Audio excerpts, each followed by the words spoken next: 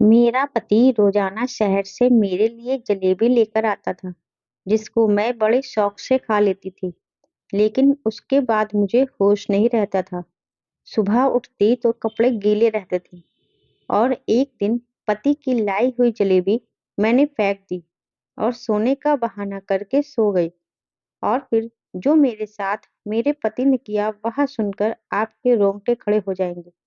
क्योंकि शादी की रात पति के कमरे में आने से पहले ही मैंने पिंक कलर की शर्ट नाइटी पहनी थी कि वह पहली ही नजर में मुझे देखे और अपना दिल हार बैठे। वैसे मैं गांव वाली थी, लेकिन यह नाइटी मुझे मेरी बड़ी बहन ने दी थी, जिसकी शादी शहर में हुई थी। उसने ही मुझे पति को काबू करने की कई बातें बताई थी। मेरे पति विनय कमरे में आए तो मेरा यहाँ नाइट सूट देखकर रुक गए। उनकी नजर में तो मैं गांव की लड़की थी। विनय के सामने नाइटी पहनकर मुझे शर्म तो बहुत आ रही थी, लेकिन अब वहां मेरे पति थे और मुझे उनका दिल जीतना था। मैंने हमेशा शादी को लेकर बहुत सपने बुने थे और आज की रात के बारे में मैंने ना जाने कितनी बार सोचा था। मिलन की घड़ी जब सामने आई तो मेरा दिल बुरी तरह धड़क रहा था। विनय मेरे करीब आए और मोहब्बत से मेरा हाथ थाम के कहने लगे कि तुम बहुत ही सुंदर हो। विनय की यह शब्द ने मुझे नई जिंदगी दे दी थी और मैं खुद को हवाओं में महसूस कर रही थी। विनय ने अपनी जेब में हाथ डाला तो मुझे लगा कि वह मुझे मुंह दिखाई का गिफ्ट देंगे, लेकिन विनय ने जेब से हाथ निकाला तो मैं हैरान रह गई। उनके हाथ में जलेबी का थैला था और विनय ने खुद ही वह थैला खोला और कहने लगी कि शादी की रात सबसे पहले मैं तुम्हें अपने हाथ से ही मीठा खिलाऊंगा। विनय की बात सुनकर मेरे होठों पर मुस्कुराहट आ गई। कह रहे थे कि मेरे लिए खासकर शहर से जलेबी बनवा कर लाए हैं।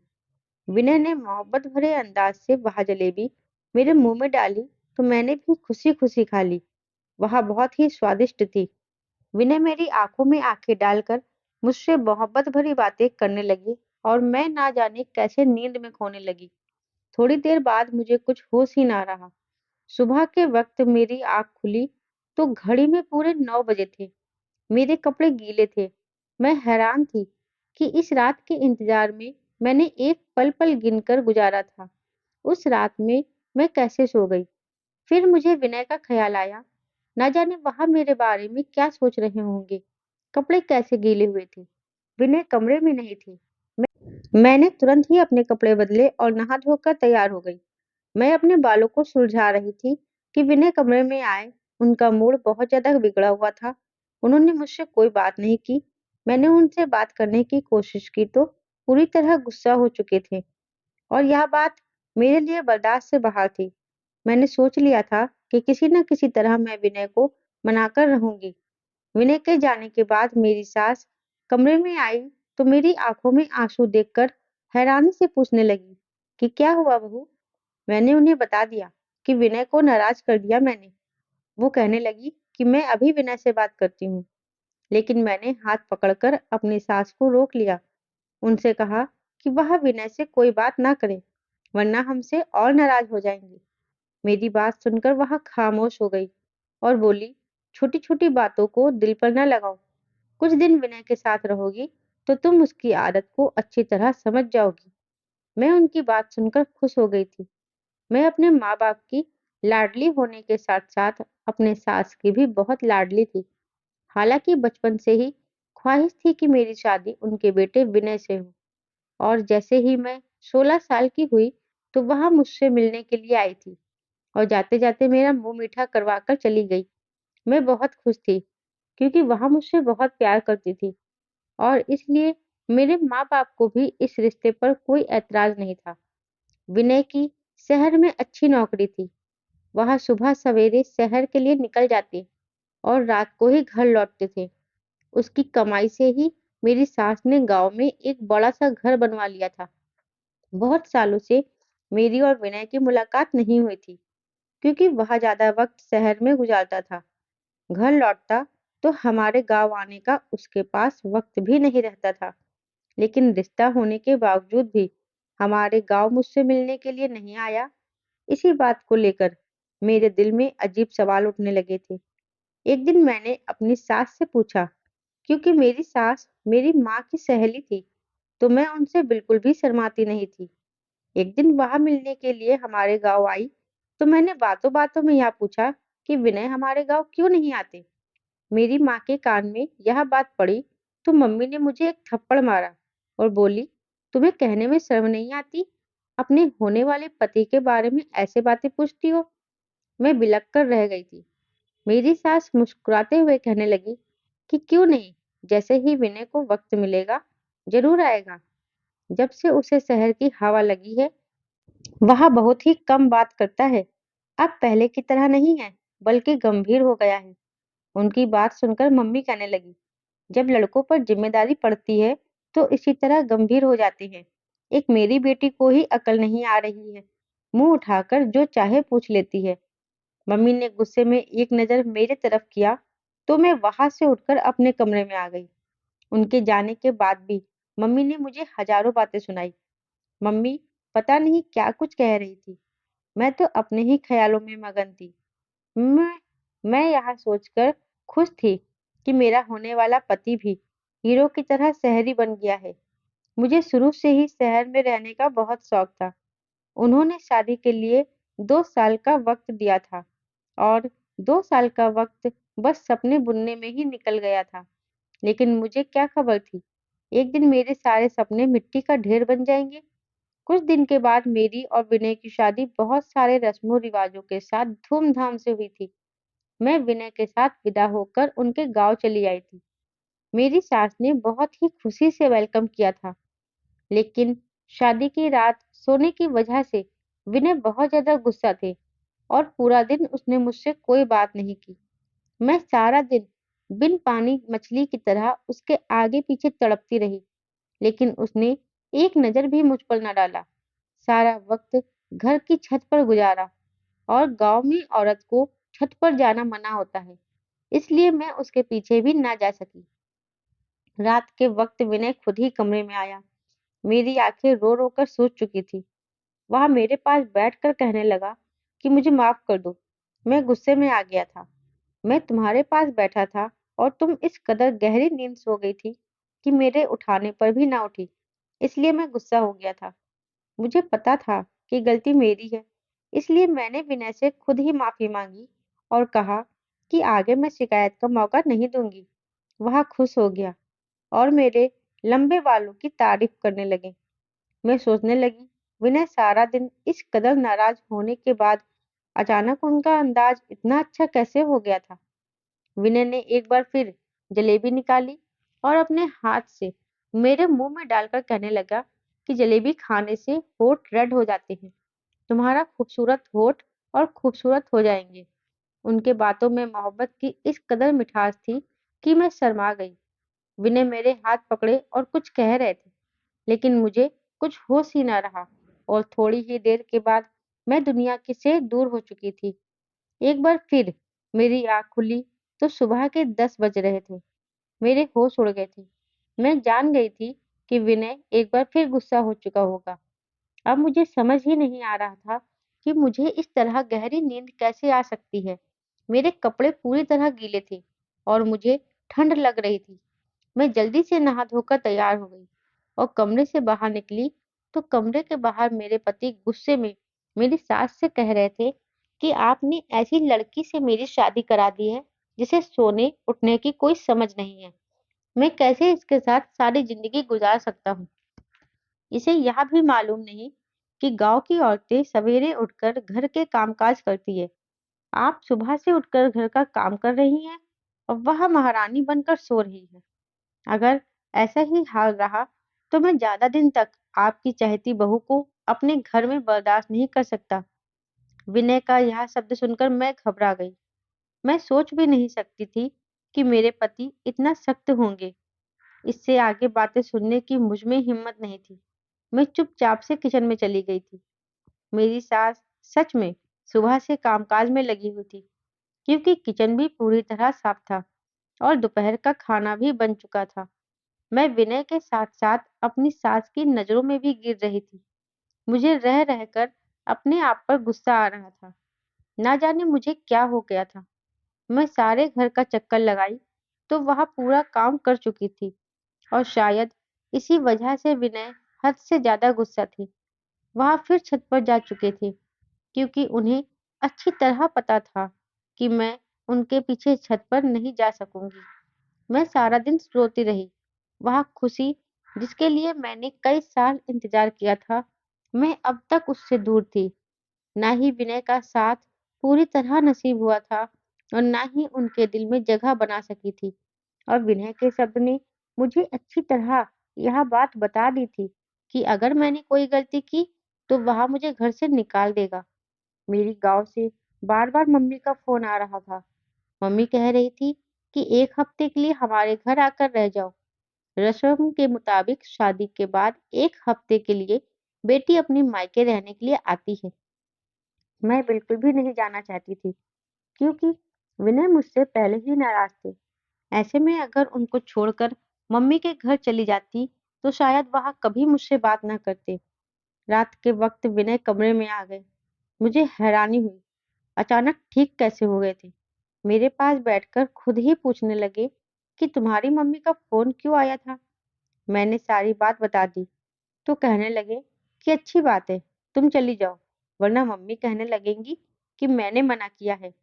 कल से मेरी नौकरी भी शुरू हो रही है। मैं भी सुबह सवेरे शहर जाऊंगा तो रात में ही घर वापस लौटूंगा। तुम एक हफ्ता वहां गुजार कर आओ और मम्मी को भी अपने साथ ले जाओ। मुझे विनय से इस तरह की दूरी का भरोसा नहीं था। मुझ में इतनी हिम्मत नहीं थी कि मैं आगे उनकी बात सुनूं, इसलिए मैं भी खुशी खुशी राजी हो गई। विनय ने फिर जलेबी निकालकर खुद ही मेरे मुंह में डाल दी और कहने लगे, तुम इसे जल्दी जल्दी खाने के बजाय आराम से खाया करो। यह शहर का मशहूर हलवाई की है। इसे तुम्हारे होठ रेड हो जाएंगे और बहुत ही खूबसूरत लगोगी। मैं विनय को इस तरह के बदलते हुए देखकर बहुत परेशान थी। वह जितने सख्त थे उतना ही मोहब्बत करने वाले भी थे, और उनका गुस्सा करना सही था। मेरी गलती की वजह से वह गुस्सा थे। विनय कहने लगे कि मैं मम्मी को बताकर आता हूँ कि तुमको कल तुम्हारे गांव जाना है। मेरा इंतजार करना। विनय की बात सुनकर मैंने मुस्कुरा दिया। मैंने सोच लिया था कि मैं किसी सूरत में आज नहीं सोऊंगी, और मुझे विनय का इंतजार करना था। गांव जाने से पहले उनके दिल से अपनी सारी दूरी को मिटाना था। मैंने जल्दी से नाइटी पहन ली। दीवार पर लगे शीशे में अपने ओठों को देखकर हैरान रह गई थी। वह सच ही कहते थे कि मेरे होठ रेड हो जाएंगे। मैं बिस्तर पर आकर बैठ गई, उनका इंतजार करने लगी।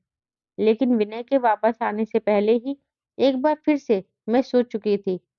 सुबह 9 बजे मेरी आंख खुली तो विनय शहर की तरफ निकल चुके थे। वह बहुत सुबह ही शहर के लिए निकल जाया करते थे, क्योंकि शहर तक जाने का रास्ता 2 घंटे का था। मुझे खुद पर रोना आ रहा था। शादी के एक हफ्ते के बाद भी मैं विनय के साथ कोई रिश्ता ना बना सकी थी, और विनय की गुस्से की वजह सिर्फ और सिर्फ मैं थी। मैं यहाँ सोच सोच कर परेशान थी कि मेरे कपड़े गीले कैसे हो जाते थे। शायद विनय मुझे उठाने की कोशिश करते थे। मैं कमरे से निकली तो मम्मी भी गांव जाने के लिए तैयार हो चुकी थी। मेरी सास मुझे देखकर कहने लगी कि विनय तो चला गया है, अब हम दोनों को ही गांव के लिए निकल जाना है। मैं बुझे बुझे दिल से अपने मायके के लिए निकल गई। मेरा दिल तो विनय के साथ ही शहर गया था। अब मुझे उनसे एक हफ्ते के बाद ही मिलना था। मेरे घर वाले मुझे देखकर बहुत खुश हुए। मेरी छोटी बहन को खुशी का ठिकाना ही नहीं रहा। सारे गांव में मेरे आने की खबर पहुंच गई थी, इसलिए औरतों का झुंड मुझे देखने के लिए आने लगा। पड़ोसन वाली मौसी की बेटी बबीता की शादी थी। वहां मेरी पक्की सहेली थी। गांव आकर मुझे उसकी शादी में घूमने का मौका मिल गया था। खूब शोर शराबा हो रहा था, लेकिन फिर भी मेरे दिल में कोई खुशी नहीं थी, क्योंकि मेरा दिल तो विनय पर अटका हुआ था। हैरानी की बात यह थी कि जब से मैं अपनी माँ के घर आई थी, मुझे बिल्कुल भी नींद नहीं आ रही थी, और विनय के कमरे में आते ही बिस्तर पर गिर जाया करती थी। यहाँ तो मैं सिर्फ करवटें बदलती रहती थी। शायद विनय की याद मुझे सोने नहीं दे रही थी। मेहंदी की रात ही पड़ोसन मौसी की बहन का बेटा राम शहर से शादी में घूमने के लिए आया था। वह बचपन से ही गांव में आता जाता रहता था। मुझे देखते ही मेरे पीछे पीछे घूमने लगा। मैं हैरान थी कि इसे क्या हुआ है। उसकी नजर मुझ पर जमी हुई थी और इस बात को शायद मेरी सास ने भी महसूस किया था। मुझे अजीब सी घबराहट हो रही थी। पहले ही मेरे और विनय के बीच का रिश्ता कुछ ठीक नहीं था और राम के बारे में मेरी सास को पता चला तो मेरा बसा बसाया घर उजड़ जाएगा। इसलिए मैं पड़ोसन मौसी के घर से निकलकर अपने घर वापस आ रही थी और राम मेरे पीछे पीछे चला आया। मुझे रोक कर कहने लगा कि मुझे तुमसे प्यार है और अगर तुम कहो तो मैं तुम्हारे घर रिश्ता भेज दूं। राम के यह शब्द ने तो मेरी जान ही निकाल दी थी। मैंने गुस्से में राम से कहा कि मेरी शादी हो चुकी है और बेहतर यह है कि आगे तुम ऐसी कोई बात न करना। मेरी बात सुनकर तो राम कहने लगा, शहर में मेरा बहुत बड़ा बंगला है, गाड़ी है, मैं तुम्हें सब खुशी दूंगा, लेकिन तुम अपने पति को छोड़कर मेरे साथ चलो। मैं हमेशा से ही तुमसे प्यार करता हूँ। मुझे क्या पता था कि इतनी कम उम्र में ही तुम शादी कर लोगी। मैंने उसे गुस्से से कहा कि आज तो यह बात कह दिया है, लेकिन आगे ऐसी बात ना करना। मैं अपने पति से बहुत प्यार करती हूँ और तुम्हारी एक गलती मुझे बदनाम कर सकती है। राम उस वक्त वापस लौट आया, लेकिन मेरे लिए बबीता की शादी मनाना मुश्किल हो गया था। वह बहुत ढीठ साबित हुआ था। बहाने बहाने से अपने फोन में मेरी फोटो खींच रहा था। जैसे तैसे एक हफ्ता गुजर गया और मैं अपनी सास के साथ वापस अपने घर आ गई। विनय शायद आज काम से जल्दी लौट आया था। हम कल दोपहर को घर पहुंचे थे और विनय पहले से ही घर पर था। विनय को देखकर मैं बहुत खुश थी। अपना सामान रखने के लिए कमरे में गई तो विनय अपनी मम्मी से मिलने के लिए उनके कमरे में चला गया। मैंने सोचा कि मैं भी कुछ देर विनय और मम्मी जी के साथ बैठ जाती हूँ, फिर घर के कामकाज करूंगी। इसलिए सामान रखकर दोबारा उनके कमरे की तरफ आई तो मेरी सास के शब्दों ने मुझे हैरान कर दिया। मैं सोच भी नहीं सकती थी कि मेरा घर उजाड़ने वाली कोई और नहीं बल्कि मेरी अपनी सास है। वह गुस्से में विनय से कह रही थी कि मैंने जाते वक्त तुझे कह दिया था कि हमारे वापस आने तक तलाक का कागज बनवा लेना, लेकिन तुझे कुछ होश नहीं। मैंने खुद अपनी आंखों से देखा है कि तेरी पत्नी कितनी गलत है, लेकिन तू तो आंखों में पट्टी बांध रखी है। विनय कह रहा था कि माँ मेरे लिए उसे छोड़ना मुमकिन नहीं है। वह मेरी पत्नी है, मैं उसे प्यार करता हूँ। उसमें हजार गलती सही है, लेकिन मैं उसे कभी जिंदगी से अलग नहीं कर सकता। विनय मेरी मोहब्बत की बातें कर रहे थे और मेरी सास बुराइयों में मगन थी। मुझे समझ नहीं आ रहा था यह सब क्या हो रहा है। मेरी सास मुझे इतनी चाव से ब्याह कर लाई थी तो मुझे डाइवोर्स क्यों देना दिलवाना चाहती थी। और विनय जो मुझे बहुत ही सख्त लगते थे, वह कितनी प्यार से बातें कर रहे थे और मेरे खातिर अपनी माँ से लड़ रहे थे। मेरा दिल पूरी तरह उलझ चुका था। रात जब विनय कमरे में आए तो मेरा बिल्कुल भी जलेबी खाने का दिल नहीं था। मैंने जलेबी का थैला उनके हाथ से ले लिया, जबकि मम्मी उनको किसी काम से आवाज देने लगी तो वह कमरे से निकलकर चले गए थे। मैं चुपके से थैले को एक कोने में छिपा कर रख दिया कि मुझे नींद नहीं आएगी और मैंने आंखें बंद की थी। जब विनय कमरे में वापस आए तो मेरी जान निकल गई। जो कुछ मैंने देखा, मुझे अपनी आंखों पर यकीन नहीं हुआ।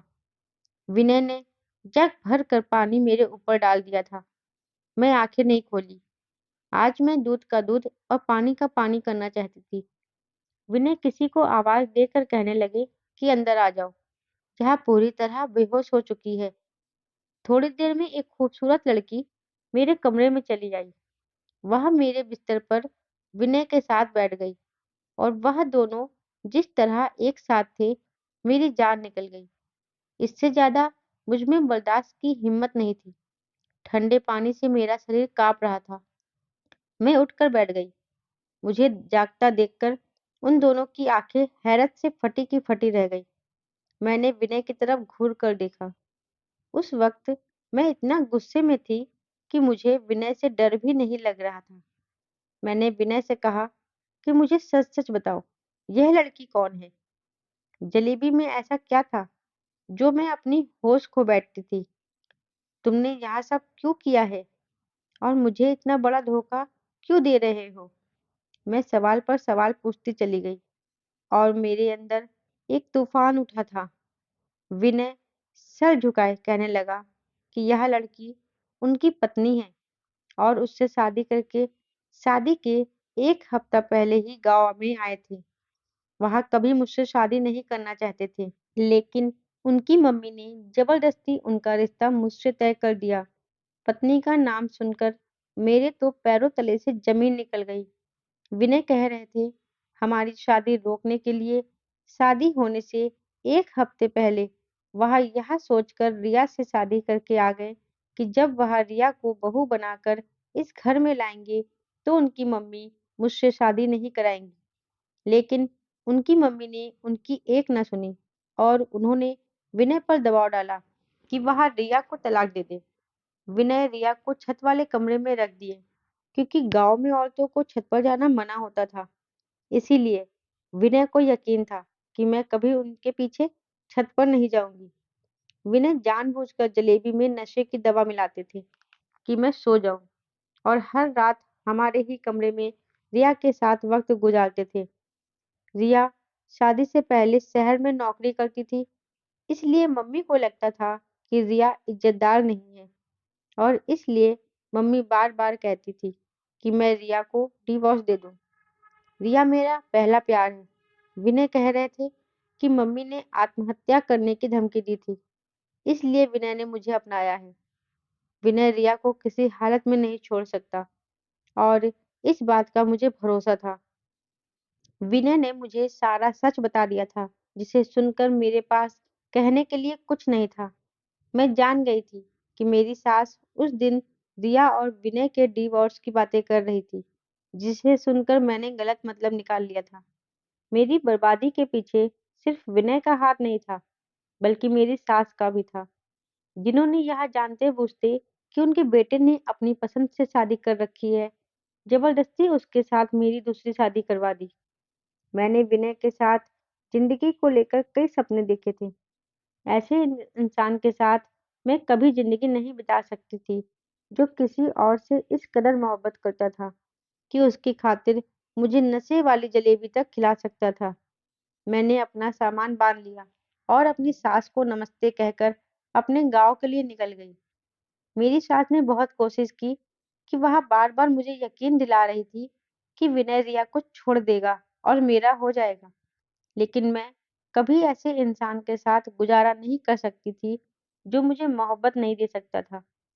मैंने अपने माँ-बाप से कहकर विनय से डाइवोर्स ले लिया था। मैं अपने माँ-बाप की लाडो रानी थी। वह मुझे खुद ही किसी ऐसी आग में झोंकना नहीं चाहते थे। पड़ोसन मौसी के वजह से राम को खबर मिल गई थी कि मैं अब एक बार फिर अकेली हो गई हूँ। इसलिए राम अपने घर वालों को भेजकर मुझे अपनाने की बात की थी। मैं अभी शादी नहीं करना चाहती थी, इसलिए मैंने साफ-साफ इनकार कर दिया था। मुझे अब आगे पढ़ना था और अपने पैरों पर खड़ा होना था। मेरी पढ़ाई के साथ ही मेरी पेपर भी खत्म हो गई थी। मैंने उसको दोबारा शुरू कर दिया था। हर शादी कामयाब हो यह ज़रूरी नहीं, लेकिन एक नाकाम शादी का मतलब यह नहीं कि इंसान नाकाम होता है। अपनी शादी की नाकामी के बाद मैं बहुत ज़्यादा कामयाब हो गई थी। पढ़ाई के मैदान में झंडे गाड़कर अपने गाँव का नाम पूरे जिले में रोशन कर दिया था। फिर मेरे माँ-बाप ने राम के माँ-पापा से बात करके राम से मेरी दूसरी शादी करा दी और मैं ब्याह कर राम के साथ शहर चली गई और आज मैं राम के साथ बहुत खुश हूँ।